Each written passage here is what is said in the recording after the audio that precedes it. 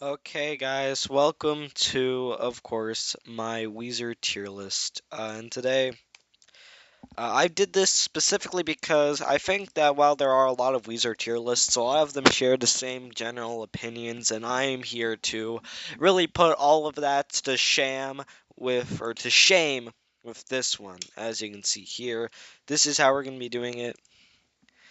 Pretty simple, I know, but this is how it's done. So it's the basic tier list with S to D. Of course, this is it. And we're going to start with the actual order of when the albums came out, starting with the Blue Album. Now, I know when people rank Weezer, they typically put the Blue Album in top of S tier or something like that.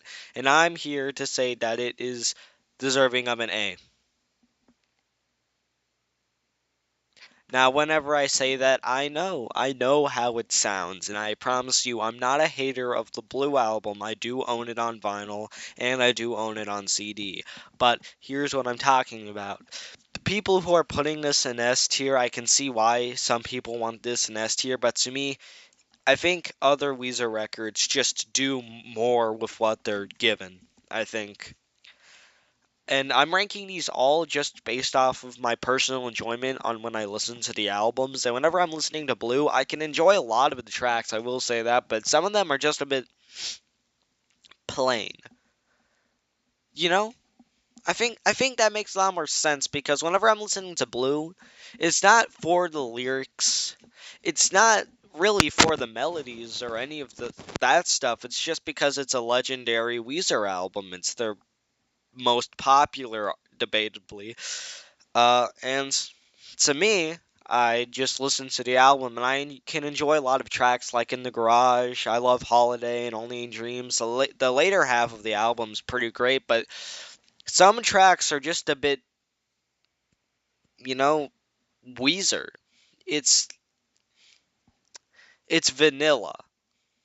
And I think that while you can always put vanilla very high, and I know a lot of people would put it in S tier, top of S, I think other albums just do more interesting things. And I'm sorry for not putting this above it, but of course I'm putting Pinkerton in S tier. Now, I know whenever I said that I would not be doing a basic Weezer tier list, I'm not going to be lying to people because Pinkerton is clearly S tier.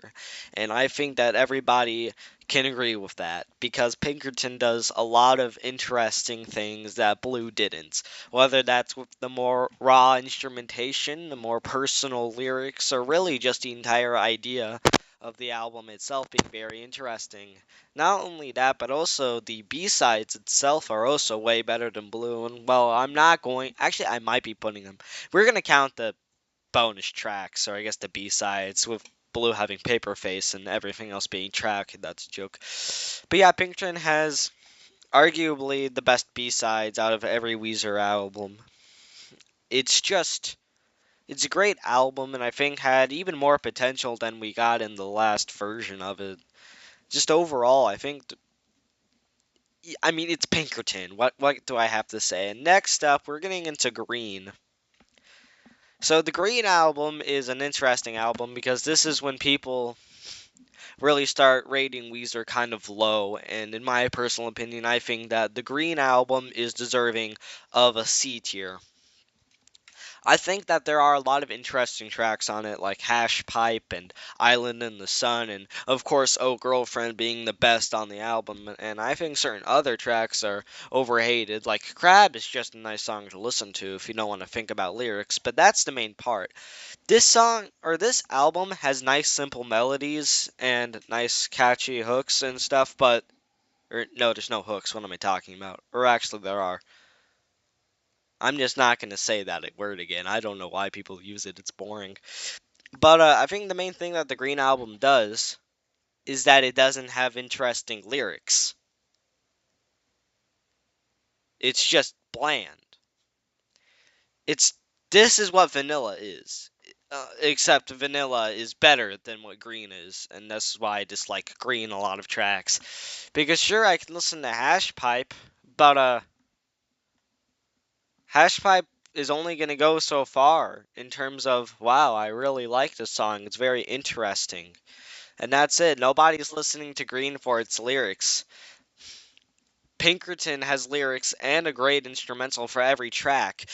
Green has an interesting instrumental for some of the tracks and kind of bland lyrics for a lot of the tracks, in my personal opinion. And whenever I'm listening to a song, it's for both lyrics and its instrumental. I like the lyrics a lot in every album, which is a great explanation for why some of these are going to go higher than others. Next up is Maladroit, and I know a lot of people love Maladroit, and I really couldn't get into this album a whole lot. It's an album that really you can't get in on your first listen to it, but the more I've re-listened to it, I know it deserves at least a B tier, but I'm going to put it in an A tier just for the fact it has Burnt Jam and Keep Fishin'. Death and Destruction's also great. It has just a lot of interesting tracks on it. There's not a whole lot to say about Maladroit other than apparently it's very overlooked, despite there being a way more overlooked album we'll get into in a little bit. But next up is Make Believe. Now, I know a lot of people would expect me to put this in D tier, but I really like Make Believe. I'm gonna put it in B tier. It's very underrated and overhated. I think it really does bring back a lot of the lyrics that were in Pinkerton with The Other Way. My Best Friend was just nice. I think Beverly Hills is a little overhated too. The only reason people dislike it is because it was overplayed. And while I can definitely see that being a complaint, it's not actually a flaw with the song itself. Not only that, but Perfect Situation is nice. Damage in Your Heart is also very nice. We Are All on Drugs is a track. The music video was cool though, so I'm gonna give that song a pass. I think honestly the album itself has a lot of great tracks. It's just that when I listen to Weezer, I think the more interesting album has to be Maladroit, which is why I really can't put Make Believe above A. Now this is untrue of the Red album, which I'm gonna be putting in actually A tier above Maladroit. And now I know this may sound crazy, but as someone who loves Weezer, this was my second Weezer album. The first one I listened to was Blue, and then it was Red. So, of course, that creates a very interesting experience for Weezer that not a lot of people felt. But I'm going to be putting the Red album right there because it's severely underrated. I'm counting the B-sides, of course, because the Red album, I wouldn't be putting it I would probably put it behind Maladroit if it wasn't for the B-sides, but there's nothing wrong with the main 10 tracks. Thought I Knew was kind of boring, and some other tracks on the album are also boring, like Automatic, but people really overhate Everybody Get Dangerous. It's like they expect every track to be serious. Like, it's Weezer. Come on, man. Sometimes they don't need to be serious. I think that's been shown with a lot of later albums, too. And I think the Red album does a great job at being both cool and also just nice. And also, it's the only album to have all of them on lead, so that's pretty cool too. I mean, it has Pork and Beans. Troublemaker is alright. I mean, I know it's not that good, but I think it just has funny lyrics. And The Greatest Man That Ever Lived, it's it's a track that's just an experience, and it reminds me of cool stuff. Oh yeah, and Haunt You Every Day on Make Believe, I guess too. But Dreamin', it has Dreamin', The Angel, and The One. Everybody Get Dangerous, I think, is kind of overhated. The bridge is pretty cool. I think that's it. It just has the ability to be funny.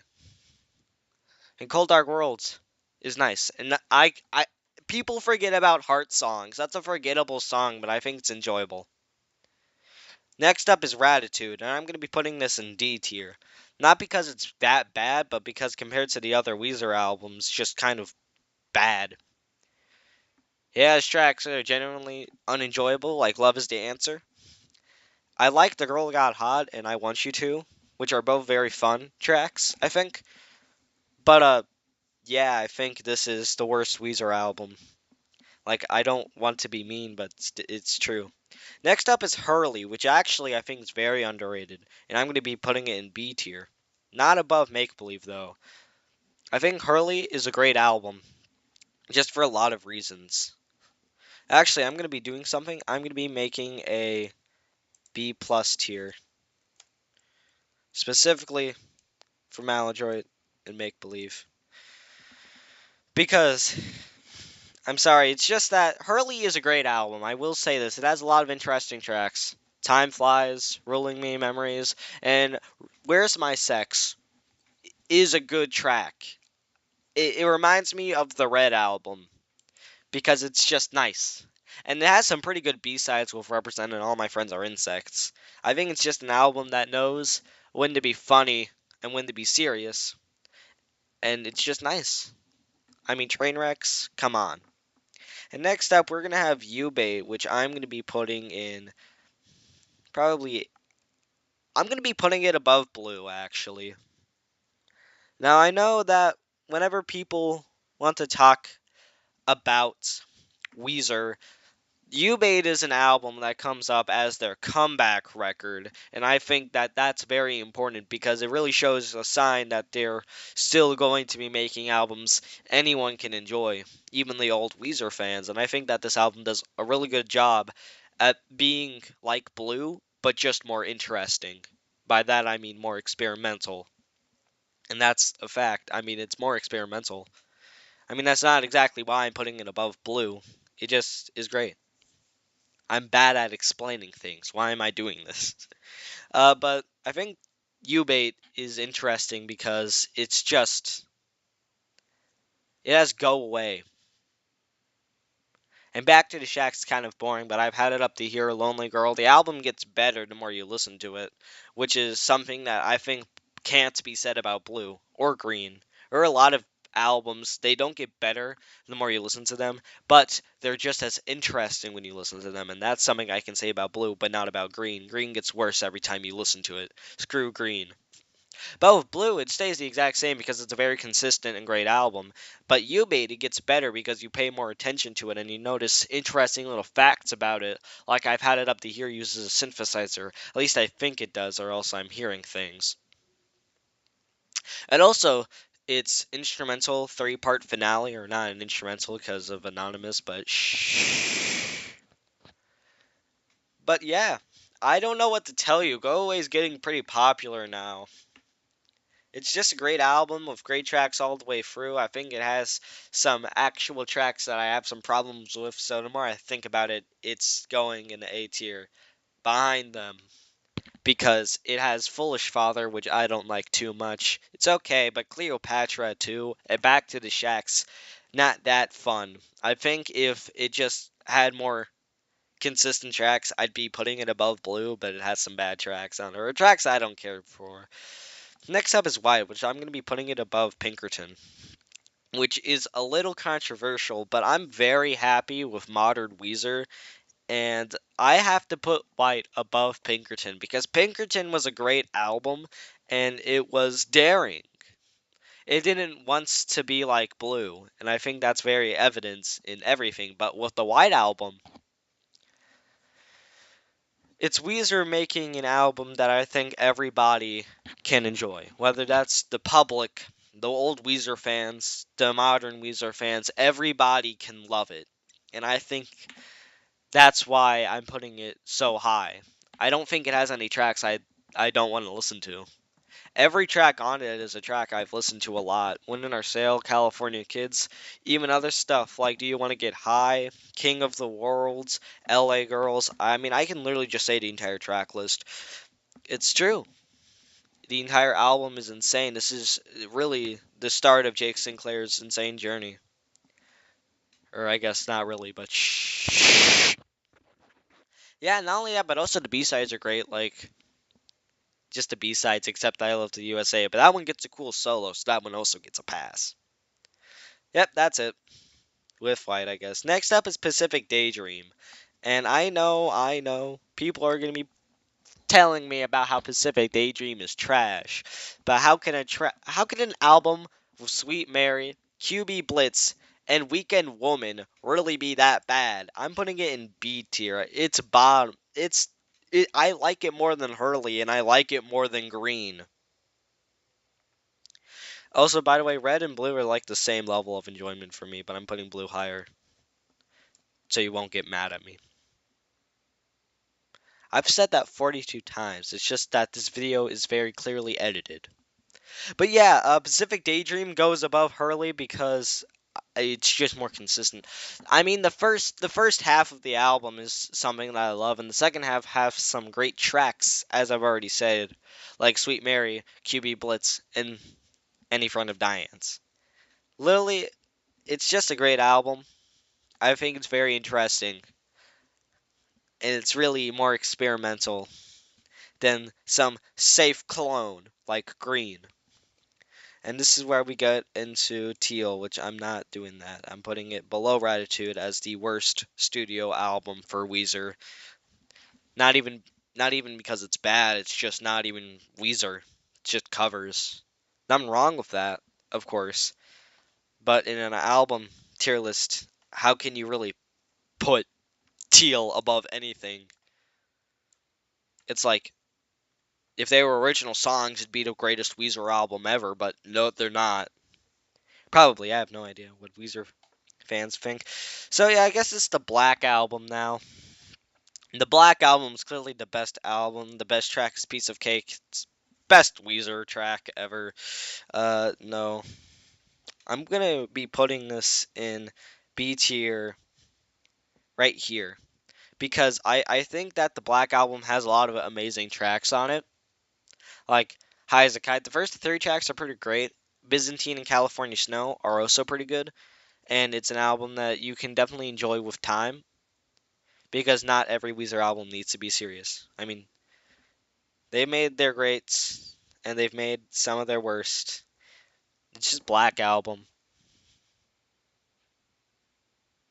I mean, here's a song about uh snow. It's not that bad. It's nice. It's different, and it's nice.